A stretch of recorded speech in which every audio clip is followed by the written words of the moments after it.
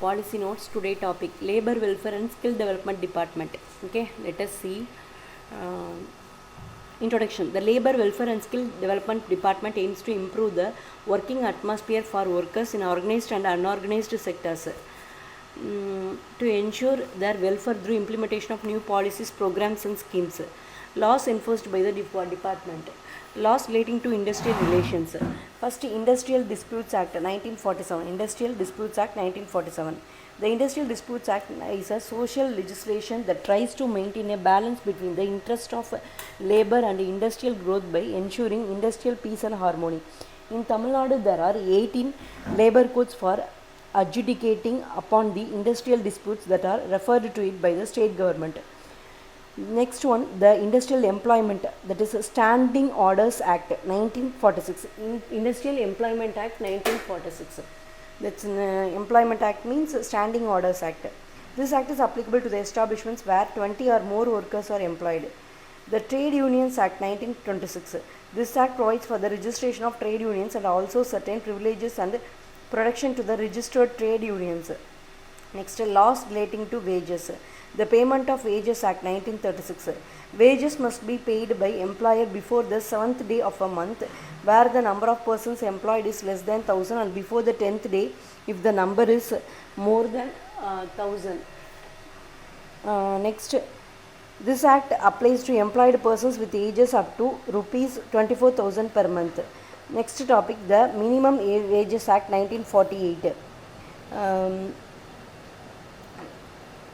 The Minimum Wages Act 1948 provides for fixation or periodic revision of minimum wages for the scheduled employees by the appropriate government. The Regional Joint Commissioners of Labour have been notified as authorities for hearing and deciding claim petitions under Section 20 of the Minimum Wages Act 1948. Next one, the Equal Remuneration Act 1976. This act provides for the payment of equal remuneration to men and women workers and for prevention of discrimination on the ground of gender against women in the matter of employment. Next, the Payment of Bonus Act 1965.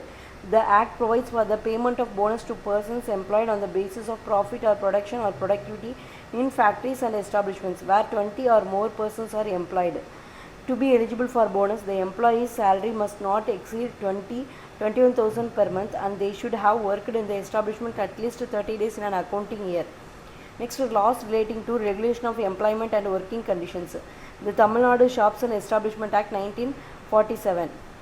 Before that, laws relating to industrial relations or the Industrial Disputes Act 1947, the Industrial Employment Act 1946, the Minimum Wages Act 1948, the Trade Unions Act 1926, the Payments of Wages Act 1936, in laws relating to industrial relations, 3 only. The Industries Disputes Act 1947, the Industrial Employment, that is Standing Orders Act 1946, the Trade Unions Act 1926. Next one, laws relating to wages, the Payment of Wages Act 1936, the Minimum Wages Act 1948, the Equal Remuneration Act 1976, the Payment of Bonus Act 1965. Next one, laws relating to regulation of employment and working conditions. The Tamil Nadu Shops and Establishment Act 1947, the Tamil Nadu Catering Establishments Act 1958, the Motor Transport Workers Act 1961, the Plantations Labour Act 1951, the Beedi and Cigar Workers Conditions of Employment Act 1966, the Working Journalist and Other Newspaper Employees Condition of Service and Miscellaneous Provisions Act 1955, the Tamil Nadu Industrial Establishment, National Festival and Special Holidays Act 1958, the Contract Labour, that is Regulation and Abolition Act 1970, the Interstate Migration Worker Regulation of Employment and Condition of Service Act 1979. Next, elimination of child labour and regulation of adolescent labour, elimination of bonded labour system, rescue and release. Okay, next one, we will see the laws relating to regulation of employment and working conditions one by one. The Tamil Nadu Shops and Establishment Act 1947. This act regulates conditions of employment of workers employed in shops and commercial establishments. The Regional Joint Commissioners of Labour have been notified as appellate authorities. Next one, the Tamil Nadu Catering Establishment Act 1958. This act regulates employment of workers in catering establishments including hotels and restaurants. Under Section 19 of the Act, the Assistant Commissioners AAC of Labour Conciliation have been notified as appellate authorities. The Motor Transport Workers Act 1961. This act regulates the welfare of motor transport workers and conditions of their work. The Plantations Labour Act 1951. The Plantations Labour Act has been enacted to provide for the welfare of plantation labour and to regulate the conditions of work in plantations. The Beedi and Cigar Workers Conditions of Employment Act 1966. This act provides for the welfare of the workers in beedi and cigar establishments and regulates the conditions of their work. The Working Journalist and Other Newspaper Employees Conditions of Service and Miscellaneous Provisions Act 1955. This act regulates the conditions of service of working journalists and other persons employed in newspaper establishments. The recommendations of the Majitiya Wage Board and in force with effect from 11/11/2011. Out of the 72 newspaper establishments in the state, all the 72 establishments have been fully implemented the recommendations of the Majita Wage Board. Next one, the Tamil Nadu Industrial Establishment, that is National Festival and Special Holidays Act 1958. This act provides for grant of national, festival and special holidays with wages to persons employed in industrial establishments. The Contract Labour Act, that is the Contract Labour Regulation and Abolition Act 1970. This act is applicable to every establishment and contractor employing 20 or more contract labourers. This act regulates employment of contract labour in certain establishments and provides for its abolition in certain circumstances. Next one, the Interstate Migrant Workmen Regulation of Employment and Conditions of Service Act 1979. It applies to every establishment and every contractor who employs 5 or more interstate migrant workers. Next, elimination of child labour and regulation of adolescent labour. The Child and Adolescent Labour Prohibition and Regulation Act 1986. Allied Acts and the Allied Acts prohibiting employment of children are implemented in the state by the officials of the Labour Department and the Directorate of Industrial Safety and Development Health. Next one, 12th June of every year is observed as World Anti-Child Labour Day. 12th June of every year is observed as World Anti-Child Labour Day to create awareness among the public. Okay, next one, World Anti-Child Labour Day to create awareness among the public. Next, abolition of bonded labour system. The government has taken various proactive measures for abolition of bonded labour and for providing them livelihood, health, safety and children's education. Next, rescue and release. The authorities concerned issue a release certificate to each rescued bonded labourer within 24 hours. The rescued bonded labourers are rehabilitated with the immediate assistance amount of rupees 30,000. Next, Bonded Labour Abolition Day. Bonded Labour Abolition Day observed on 9th February 2024. Bonded Labour Abolition Day 9th February 2024. Next, laws relating to consumer protection. The Legal Metrology Act 2009. This act was enacted to enforce standards of weights and measures and to protect the interest of consumers. There are 433 legal metrology officials in the state who inspect, verify, stamp the weighting and measuring of the instruments and issue verification certificate. Next, laws relating to social security. The Employees Compensation Act 1923. The Employees Compensation Act 1923 provides for compensation to employees or their dependents in case of accident arising out of and in the course of the employment resulting in disablement or death. The Payment of Gratuity Act 1972. Under the Act, an employee is entitled for the payment of gratuity on rendering 5 years of continuous service, on superannuation, retirement, resignation, death, disablement due to accident or illness. However, 5 years of continuous service is not mandatory if the termination is due to death or disablement. The maximum amount of gratitude that can be paid to employees is 20 lakh. Next one, the Tamil Nadu Payment of Subsistence Allowance Act 1981. Under the Act, an employee who is placed under suspension shall, during that period of such suspension, be entitled to receive payment from the employer as subsistence allowance. Next, the Maternity Benefit Act 1961. This act regulates and ensures employment, paid maternity leave and certain maternity benefits for women for the period before and after childbirth. This act covers all establishments that employ 10 and more people. This act provides for 26 weeks maternity leave for women workers, 8 weeks before delivery, 18 weeks after delivery. When a woman employee adopts a child under 3 months old, she is eligible for maternity leave for 12 weeks. Next one, the Tamil Nadu Industrial Establishments Conferment of a Permanent Status to Workmen Act 1981. This act insists upon conferment of payment status to workmen in an industrial establishment who is in continuous service of 480 days within a period of 24 months. Next, unorganized workers welfare boards. The Tamil Nadu Manual Workers Regulation of Employment and Conditions of Work Act 1982. The Tamil Nadu Manual Workers Regulation of Employment and Conditions of Work Act 1982 and the schemes enacted thereunder provide social security schemes and welfare assistance to the or unorganized workers engaged in 71 manual and 54 construction categories of workers specified in the schedule appended to the Act. Next, the government has constituted the following 20 unorganized workers welfare boards under the Labour Welfare and Skill Development Department. Name of the boards: Tamil Nadu Construction Workers Welfare Board, Tamil Nadu Manual Workers Social Security and Welfare Board, Tamil Nadu Unorganized Drivers and Automobile Workshop Workers Welfare Board, Tamil Nadu Tailoring Workers Welfare Board, Tamil Nadu Hairdressers Welfare Board, Tamil Nadu Washermen Welfare Board, Tamil Nadu Palm Tree Workers Welfare Board, Tamil Nadu Handicraft Workers Welfare Board, Tamil Nadu Handloom and Handloom Silk Weaving Workers Welfare Board, Tamil Nadu Footwear and Leather Goods Manufacturer Tannery Workers Welfare Board, Tamil Nadu Artist Welfare Board, Tamil Nadu Goldsmiths Welfare Board, Tamil Nadu Pottery Workers Welfare Board, Tamil Nadu Domestic Workers Welfare Board, Tamil Nadu Powerloom Weaving Workers Welfare Board, Tamil Nadu Street Vending and Shops Establishments Workers Welfare Board, Tamil Nadu Cooking and Catering Workers Welfare Board, Tamil Nadu Fire and Match Workers Welfare Board, Tamil Nadu Salt Pan Workers Welfare Board, Tamil Nadu Platform Based Jig Workers Welfare Board. Next one, the Tamil Nadu Labour Welfare Board. மொத்தம் 20 welfare boards பார்த்தோம் தமிழ்நாடு. ஓகேவா? Labour welfare and skill development. First வந்து Tamil Nadu labour welfare board பார்க்கலாம். Tamil Nadu Labour Welfare Board was constituted under the Tamil Nadu Labour Fund Act 1972 in the year 1975 to create a fund for providing social security to the workers and their dependents in the organized sector.